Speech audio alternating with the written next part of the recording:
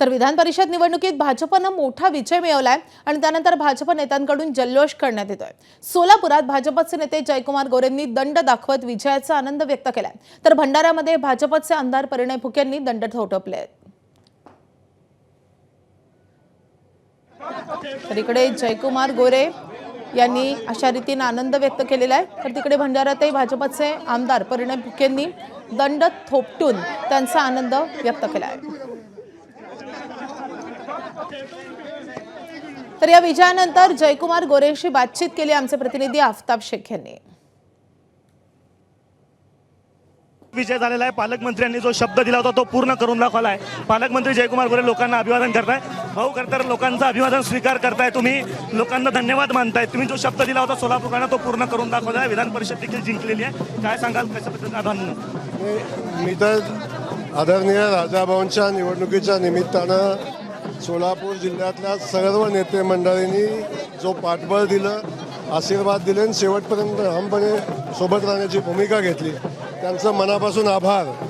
परंतु अनेक लोकांच्या भ्रमाचा भोपळा फुटला, जो आत्तापर्यंत असं गृहीत धरून चालत होते की लोक आमच्या सोबत आहेत आणि अदृश्य शक्ती आमच्या सोबत आहेत। अशी लोक आता अदृश्य झालेली आहेत आणि भविष्यामध्ये त्यांना त्यांचं अस्तित्व शोधायला लागेल, अशा पद्धतीची परिस्थिती निर्माण झालेली आहे।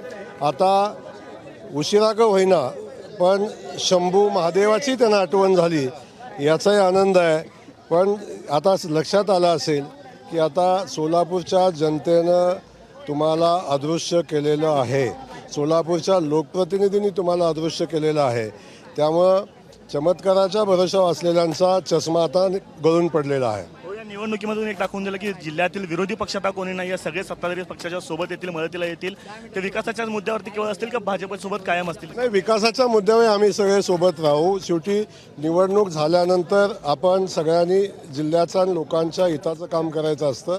त्यामुळे राजकारण हे निवडणुकीपुरतं मर्यादित असावं, ही भूमिका सातत्यानं आमची आहे, आमच्या नेतृत्वाची आहे। खास करून देवेंद्रजींनी आम्हाला या गोष्टी सातत्यानं सांगितलेल्या आहेत की निवडणूक झाल्यानंतर जनतेच्या हिताचं काम करत असताना सगळ्यांना सोबत घेऊन काम केलं पाहिजे आणि त्या अनुषंगाने आम्ही सगळेजण एकत्र येऊन काम करू आणि या जिल्ह्याच्या जनतेच्या ज्या अपेक्षा आहेत किंवा जनतेनं ज्या अपेक्षा आमच्याकडून ठेवलेल्या आहेत त्या आम्ही सगळे मिळून पूर्ण करू। अदृश्य शक्तीने हर हर महादेवचा नारा जो आहे निवडणुकीत देण्यात आला होता विरोधी पक्षांकडनं, त्यांना आता उत्तर काय असणार आहे सगळ्याचं?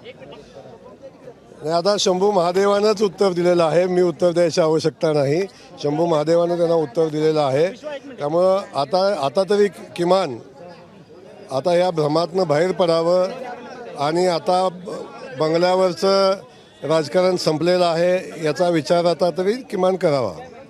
पालकमंत्री जयकुमार गोरे खरं तर विजयाचा जल्लोष देते या ठिकाणी कार्यकर्त्यांकडनं हर हर महादेवच्या घोषणा ज्या आहेत त्या ठिकाणी दिल्या जात आहेत। खरं तर पालकमंत्र्यांकडनं हा आनंदोत्सव जो आहे तो सोलापूरमध्ये होताना जे आहे ते आपल्याला पाहायला मिळतं। खरं तर सगळे कार्यकर्ते जे आहेत ते या ठिकाणी आलेले आहेत आणि राजेंद्र राऊत यांच्या विजयाचा जल्लोष जो आहे तो या ठिकाणी सोलापूरमध्ये साजरा होताना पाहायला मिळतोय। Camera person Aftab Shaikh, ABP Majha, Solapur.